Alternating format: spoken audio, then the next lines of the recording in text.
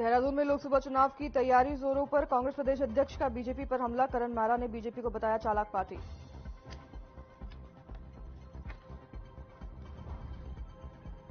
देहरादून के दून अस्पताल में मिलेंगी सुविधाएं। 570 बेड का नया वार्ड बनेगा। दून अस्पताल में निर्माण कार्य शुरू।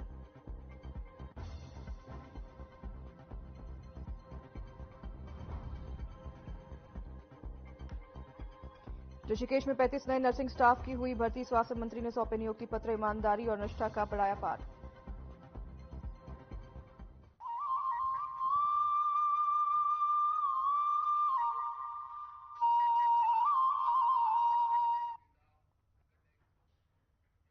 नमस्कार, स्वागत है आपका। हमारा उत्तराखंड देख रहे हैं आप। मैं हूं आपके साथ अनाया शर्मा। शुरुआत करेंगे उत्तराखंड के खबरों के साथ। हर साज पर राम बजे, हर घर में अयोध्या सजे भजन की लॉन्चिंग होने के बाद केंद्रीय मंत्री पीयूष गोयल ने ट्वीट कर इस पूरी टीम को बधाई दी है। केंद्रीय मंत्री पीयूष गोयल ने प्रभु श्री राम को समर्पित इस भजन को लेकर न केवल ट्वीट किया बल्कि एक संदेश के रूप में भी पेश किया है। उन्होंने कहा कि इस भजन को सुनकर मैं स्वयं को श्री राम भक्ति में भर गया हूं और मशहूर संगीत निर्देशक महितोष मैथानी के इस भजन की काफी सराहना भी की जा रही है। इस भजन में देश के 28 राज्यों के बाद यंत्रों को शामिल किया गया है। इसी के साथ उन्होंने आगे कहा कि पूरे देश भर के वाद्य यंत्रों को इस भजन में इसलिए शामिल किया गया है ताकि हर जगह से योगदान हो और पूरा देश राममय हो। प्रभु श्री राम आज अपने मंदिर में विराजमान हो रहे हैं। उन्होंने कहा कि उत्तराखंड देवभूमि से भी इस भजन में ढोल को शामिल किया गया है। साथ ही महितोष मैथानी बताते हैं कि यह सब तभी संभव हुआ जब उनकी टीम ने बेहतर परफॉर्मेंस किया। बता दें कि आज इस भजन को प्रधानमंत्री नरेंद्र मोदी भी अपने ट्विटर अकाउंट से शेयर कर सकते हैं।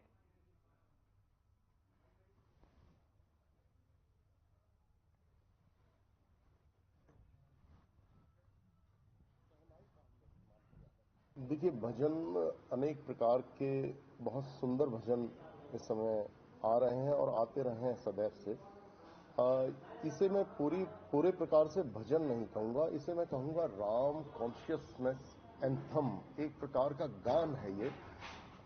इसमें हमने राम के भिन्न चरित्रों को उकेरित किया है। हमने इसमें प्रमुख दो राग दरबारी और राग भीमपलासी।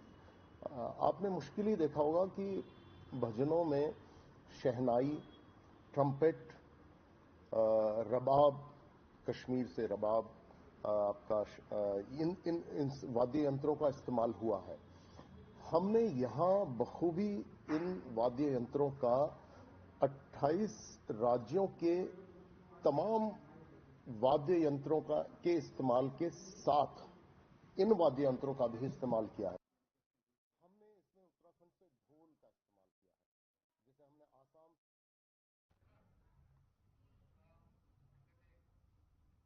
अयोध्या में रामलला की प्राण प्रतिष्ठा को लेकर पूरे उत्तराखंड में कई तरह के आयोजन किए जा रहे हैं। इसी कड़ी में शनिवार को राजधानी देहरादून के परेड ग्राउंड से राम राज्य शोभा यात्रा का आयोजन किया गया। इस शोभा यात्रा में मुख्यमंत्री पुष्कर सिंह धामी सहित भाजपा नेताओं के साथ हजारों की संख्या में राम भक्त परेड ग्राउंड पहुंचे और जय श्री राम के जयकारे से पूरा देहरादून गूंज उठा। शोभा यात्रा में मुख्यमंत्री पुष्कर सिंह धामी के साथ साथ भाजपा के कैबिनेट मंत्री और कई बड़े नेता भी शामिल हुए। शोभा यात्रा परेड ग्राउंड से निकलकर घंटाघर होते हुए पलटन बाजार पहुंची और पलटन बाजार से होते हुए रेंजर्स ग्राउंड में समाप्त हुई। बीजेपी के महानगर अध्यक्ष सिद्धार्थ उमेश अग्रवाल ने मीडिया से बातचीत में कहा कि शोभा यात्रा में पूरा देहरादून राममय हो गया है। अयोध्या में राम मंदिर निर्माण के लिए प्रधानमंत्री, मुख्यमंत्री का आभार भी जताया।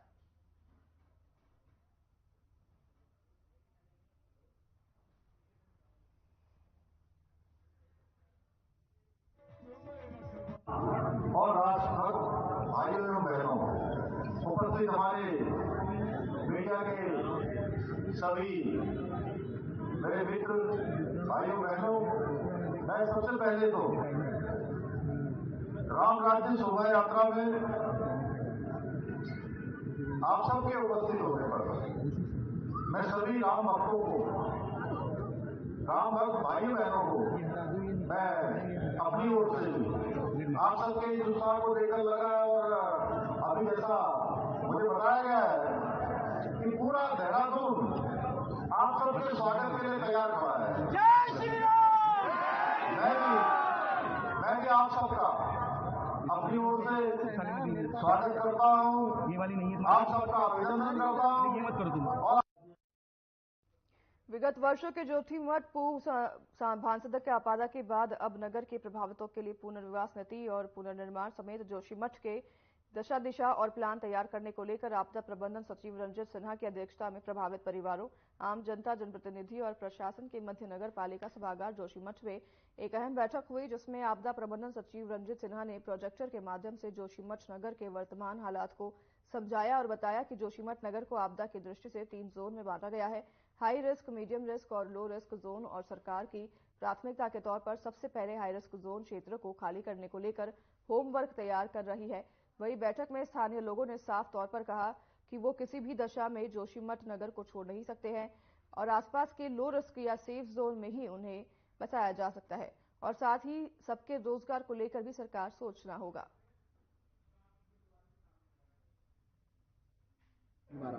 लेकिन अभी भी हम देख रहे हैं कि ऑलिव को 3 रिस्क जोन में डिवाइड किया गया, high risk zone, medium risk zone और low risk zone. High risk zone तो कई उसके भाग थे। हाई रिस्क जोन के पहले 17 भाग थे। हमारी टीम 18 से 18, 19, 20 आज भी चल रही है। ये 3 दिनों से इन्होंने सर्वे करके 17 जोन को 14 जोन में सक्रिय कर दिया, और उसमें कई घर थे जो कि जिसके बीच से गुजर रही थी वो लाइन, उसको जोड़ करके, उसको इंक्लूड करते हुए ये हाई रिस्क जोन को बिल्कुल सही कर दिया गया। तो हाई रिस्क जोन के 14 अंश हैं पूरे। और ये यहाँ से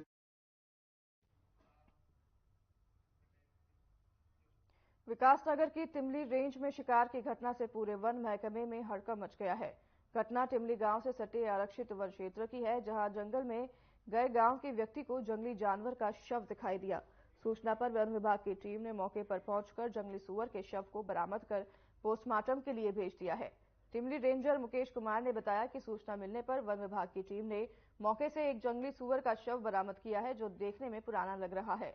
पोस्टमार्टम के बाद ही पता चल पाएगा कि इस जानवर की मौत जानवरों के आपसी संघर्ष की वजह से हुई है या फिर किसी शिकारी ने शिकार की घटना को अंजाम दिया है। रेंजर के कहा कि अगर घटना शिकार की निकली तो दोषियों को बख्शा नहीं जाएगा।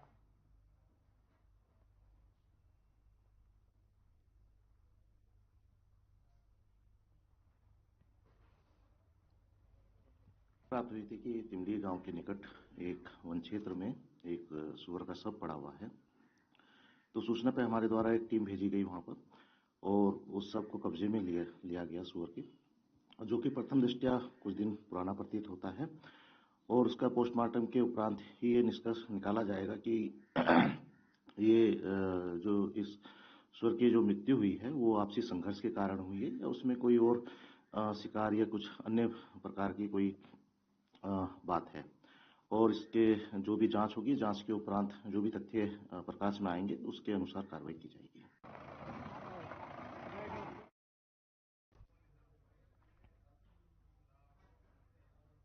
चमोली जोशीमठ बद्रीनाथ राष्ट्रीय राजमार्ग पर तैया पुल से 200 मीटर आगे पांडुकेश्वर की ओर चट्टान टूटने के कारण सड़क बाधित हो गई है, जिससे सीमांत क्षेत्र जोशीमठ आदि क्षेत्रों के लिए आवागमन कर रहे यात्रियों और वाहनों की लंबी कतारें दोनों छोरों पर कड़ाके की बर्फीली हवाओं के बीच खड़े फंसे हुए हैं।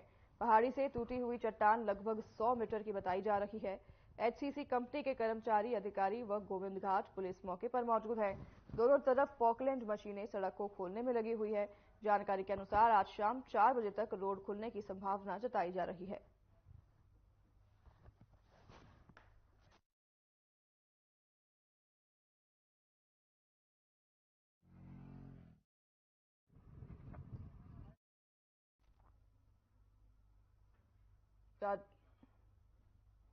चट्टान गिरने से सड़क बाधित हो गया है, जिससे कि यातायात पर भी असर पड़ रहा है। आपको बता दें कि चट्टान गिर गई, जिससे कि सड़क बाधित हो गया है और 100 मीटर कम से कम बताया जा रहा है सड़क बाधित हो गया है, जिसमें यातायात पर काफी असर पड़ा है।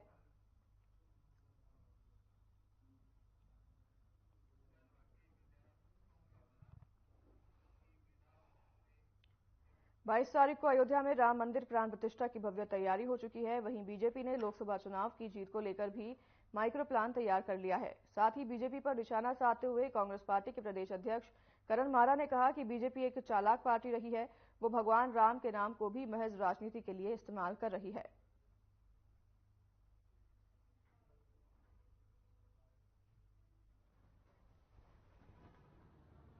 देखिए, बीजेपी क्या करेगी क्या नहीं करेगी कोई प्रीएज्यूम नहीं कर सकता है, क्योंकि ये बड़ी चालाक पार्टी है और भगवान राम का इस्तेमाल राजनीति में कर रही है। हालांकि राम की जो मर्यादाएं हैं उनसे इनका दूर दूर तक कोई लेना देना, कोई रिश्ता नहीं है। शंकराचार्यों की जो शंकाएं हैं वो यूं ही नहीं है। जिन्होंने पूरे रामलला की लड़ाई को लड़ा, कोर्ट में लड़ा, वो सारे बाहर हैं और बीजेपी से जुड़े हुए कुछ चाटुकार लोग और बीजेपी से जुड़े हुए कुछ संगठन इसमें आगे आ गए हैं। जो हकीकत है वो लोग बाहर हैं। जिन्होंने कोर्ट में पैरवी की, जिन्होंने आंदोलन चलाया, वो सभी लोग तो आज बाहर हैं। तो ये सब चीज लोग देख रहे हैं और जो अभी नहीं भी देख पा रहे हैं उनको आने वाले समय में पता चल जाएगा।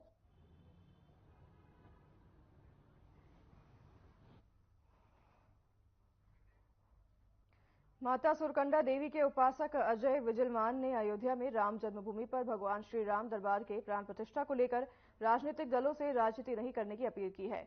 उपासक अजय विजलवान का कहना है कि भगवान श्री राम दरबार की प्रतिष्ठा को लेकर राजनीति करने से सनातन धर्म का अनादर होगा और दूसरे धर्म के लोग इसका फायदा उठाने की कोशिश करेंगे।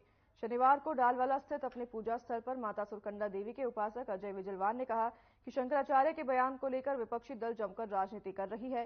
राजनीति से ऊपर धर्मगुरु है, शंकराचार्य धर्म के प्रधानमंत्री हैं, उनके बयान को लेकर राजनीति करना ठीक नहीं है। शंकराचार्य भगवान शंकर के रूप में विराजमान है, उनके बयान पर राजनीति करना भगवान शंकर की तीसरी आंख को छेड़ने के जैसा है।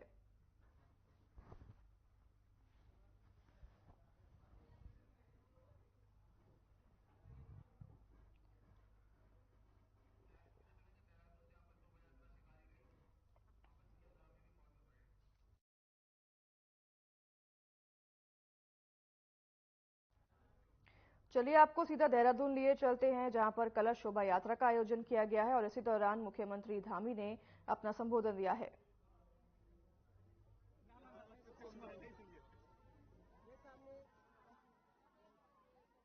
हमारे बीच में मुकेश मित्तल जी हैं, जो एक बहुत ही अद्भुत चीज लेकर के आए हैं मुख्यमंत्री जी के लिए। मुकेश मित्तल जी से अनुरोध है कि वो अपनी वो ले आए।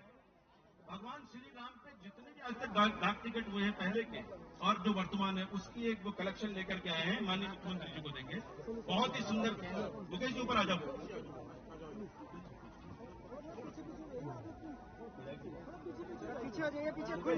मुकेश मित्तल जी ये टिकटों का कलेक्शन करते हैं।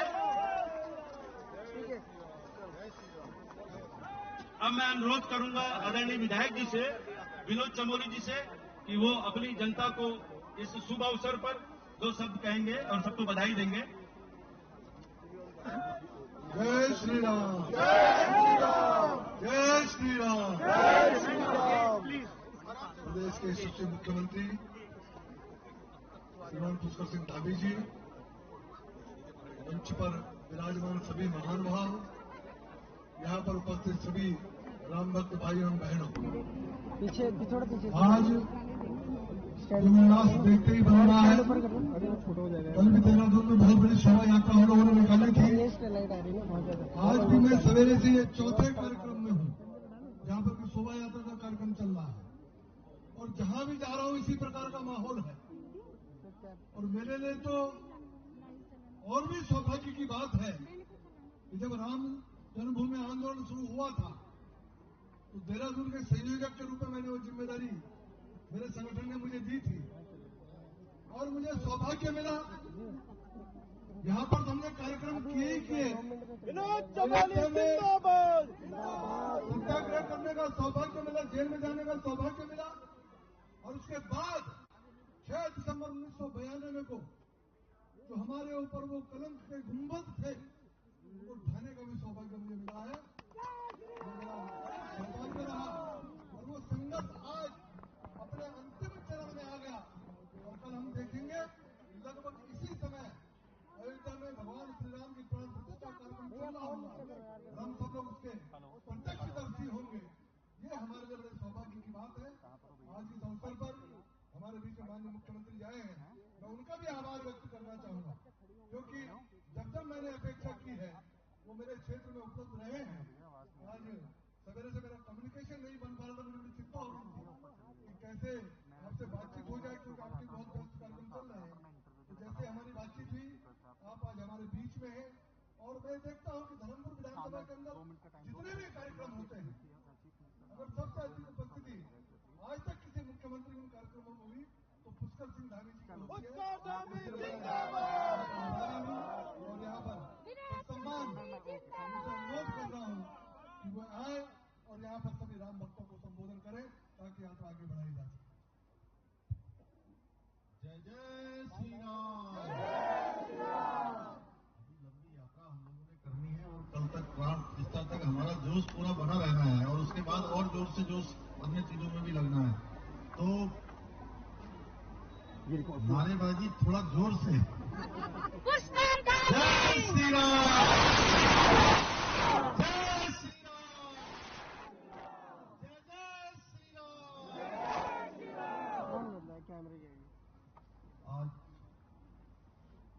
कलश यात्रा के इस शुभारंभ अवसर पर अभी आप लोगों ने जिनको सुना, आप सबके बीच में हमेशा एक राम भक्त के रूप में, एक राष्ट्र भक्त के रूप में अपना योगदान करके इस पूरे क्षेत्र को आगे बढ़ाने का काम जो कर रहे हैं, इस क्षेत्र के लोकप्रिय विधायक आदरणीय विनोद चमोली जी, हमारे निवर्तमान मेयर भाई सुनील उनियाल गामा जी, भाई रविंदर जी, महेश जी, पूरी हमारी यहाँ पर कमेटी, सभी हमारे मंचा सिंह कंडारी जी समेत सभी उपस्थित हमारे मंडलों के अध्यक्ष, सभी हमारे पदाधिकारीगण और हमारी मोहन जोशी जी, राजेश मित्तल जी समेत सारी टीम जिन्होंने आज इस कार्यक्रम को ऑर्गेनाइज किया है, और हमारी बहनें जिन्होंने आज एक कलश यात्रा का यहाँ पर आयोजन किया है।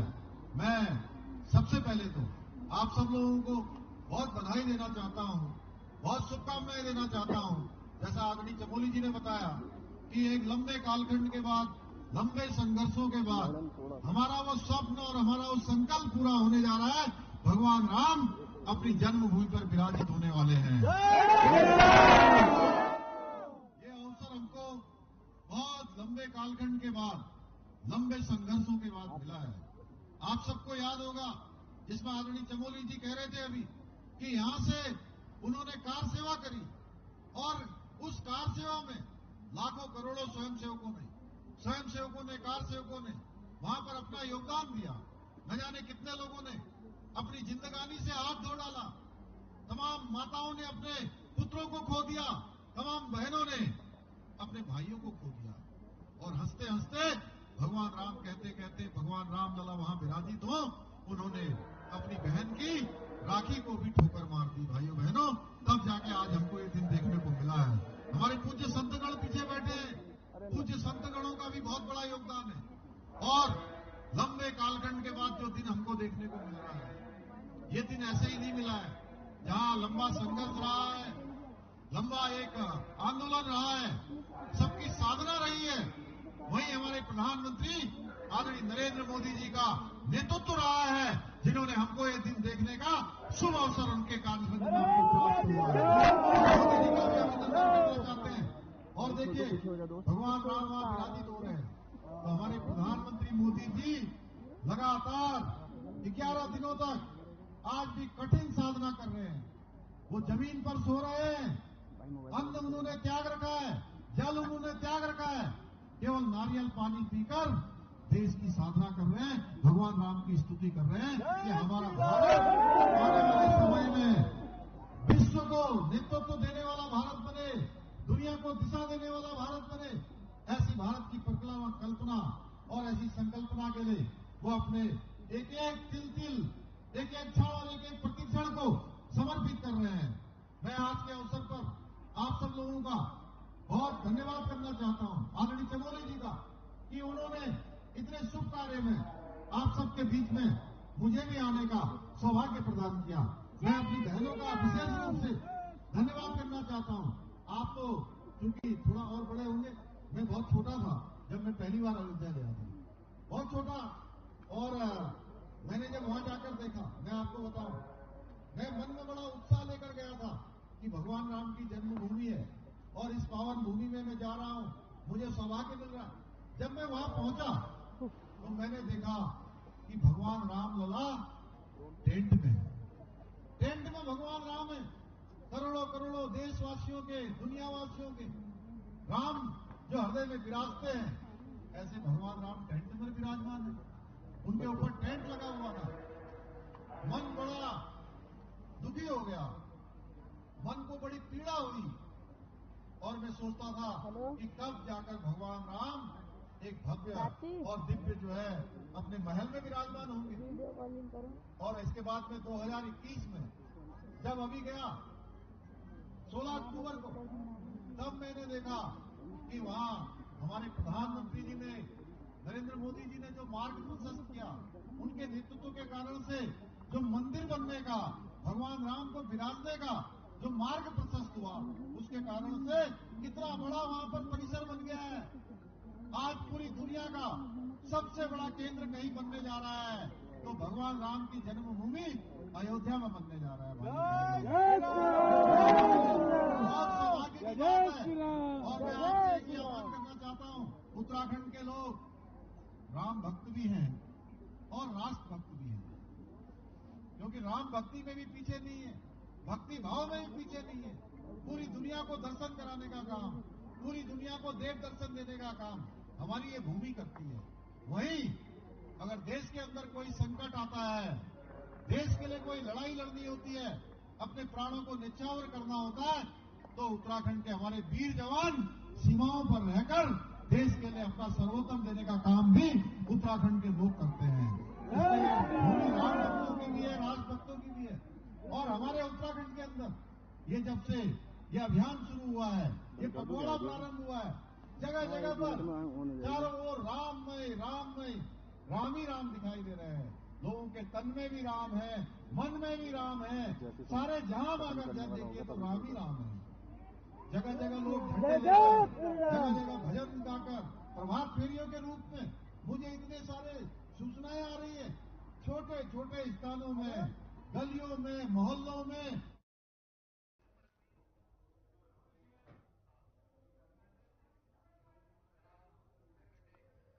तो फिलहाल इस बुलेटिन में हमारे साथ बस इतना ही। नमस्कार।